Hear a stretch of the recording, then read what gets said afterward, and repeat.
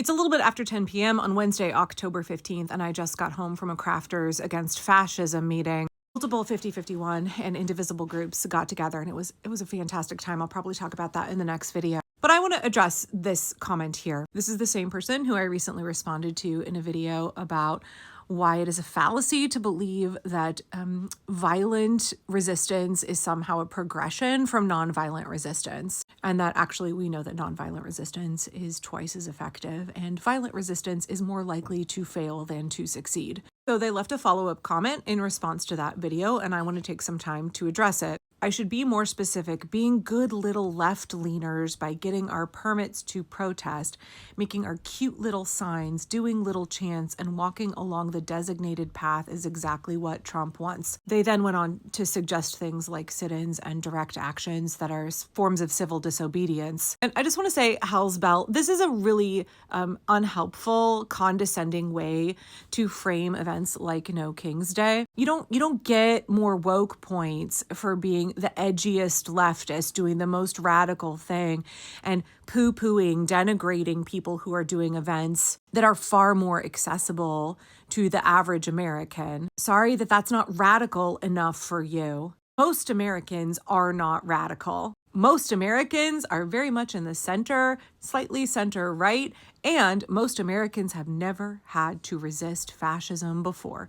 This is brand new to them. The fact that you use these phrases, being good little left-leaners, making our cute little signs, that tells me that you don't actually understand the first thing about how to build a massive, broad-based coalition. You don't understand what is required to build an effective resistance movement. If we need to aggregate our power as the American people, we have to get the American people on board and involved in our resistance movement. And since most Americans are not radical, and most Americans have never done this before, we have to help people find an entry point that is accessible to them, build their connections, their morale, their courage, and their skills, and help them level up. Yeah, I would love to see more actions that are more highly disruptive. You want people to do that? They have to buy into the mission of your group. They have to feel confident and supported. You cannot take somebody who has never even been to a protest before and say, hey, come do this sit-in where you don't understand the first thing about what's happening and you might get arrested. You don't have relationships with the other people. You don't have solidarity. You haven't built a rapport. You haven't built up the skills. Just come and do this sit-in. You'll probably get arrested. You think people are going to show up to that? Like, wow, you're too edgy and radical to go to an event where somebody got a permit. What the fuck do you want? A cookie?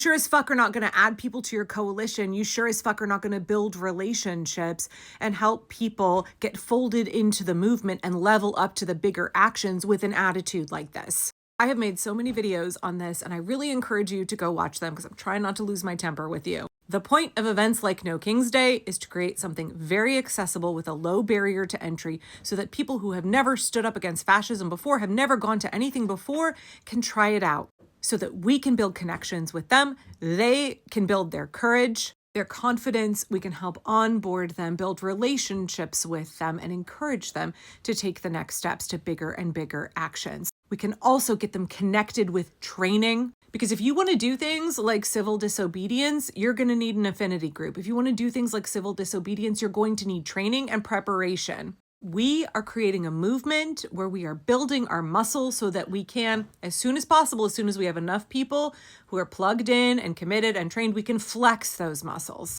We are still, unfortunately, at the stage of building the muscle, of bringing people in, of aggregating our power. Indivisible, 5051, lots of grassroots orgs, Big Tent USA, Surge. Loads of us have been trying for a long time. A lot of people have been trying since way before the election to build the broad-based coalition that can effectively resist the regime. And a lot of people just weren't ready.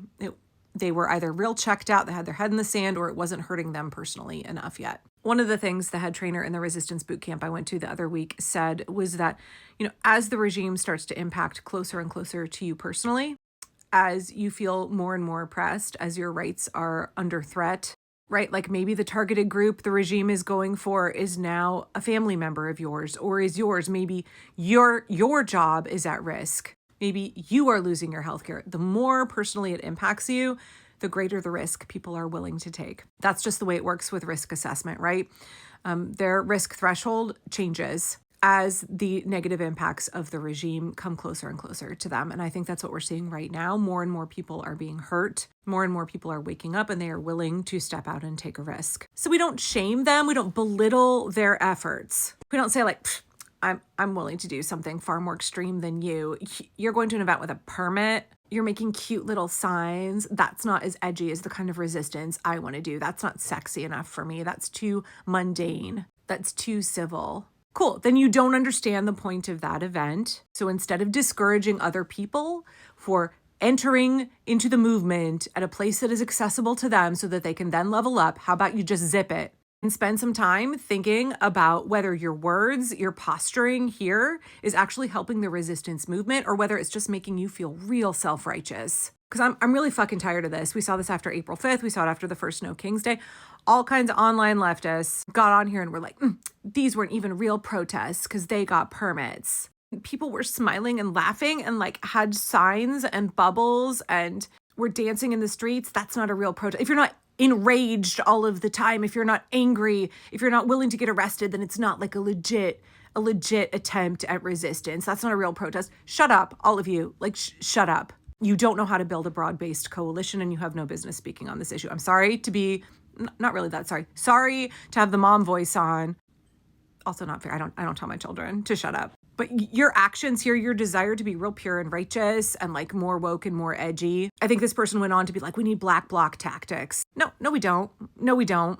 Your average American is who we need on board, actively contributing to the resistance, actively opposing what the regime is doing, and engaging in nonviolent tactics such as economic boycotts, blackouts, labor strikes, eroding the pillars of support under the regime, mutual aid, mass public displays of opposition, support for our immigrants, through signs of solidarity, through contributing to immigrant legal funds, supporting ACLU and others as they fight for our rights in the court. We need Americans to get on board with those kinds of actions. We are not going to get 50, 100 million people doing black bloc acts of civil disobedience. Like you're just not going to do that. And it's not necessary for everybody to do that in order to be effective. So you poo-pooing other people's efforts tells me that you do not understand the progression of how you bring people into a movement and you help them level up to bigger asks, bigger actions by equipping them with skills, support, connection,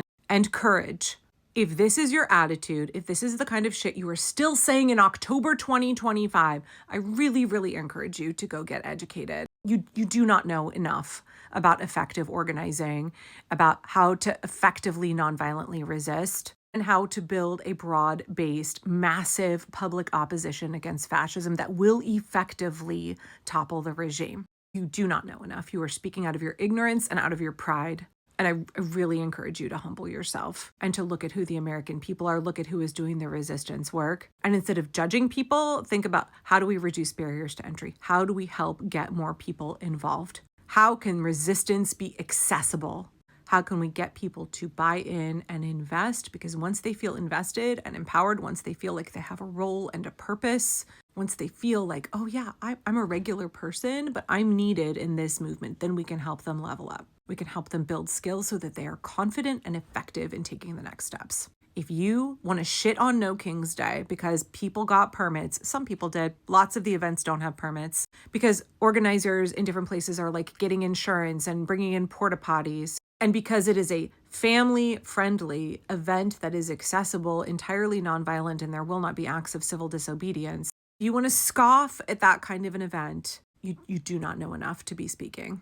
That's okay. Like, that's okay to not know enough. It's okay to have misconceptions about how we effectively combat fascism. It's okay to have some of the false messages about what sexy and like real edgy resistance looks like have shaped, warped your perception. I think a lot of people don't really know what effective nonviolent resistance is. That's why I really encourage you to go get some trainings. Indivisible has some great ones. 1 Million Rising, Stand Up for Racial Justice also has great training. Like, just go get educated. We all need to build skills. We need to learn effective tactics, and we need to figure out how to build a massive coalition of regular, ordinary Americans. That's how we stop this.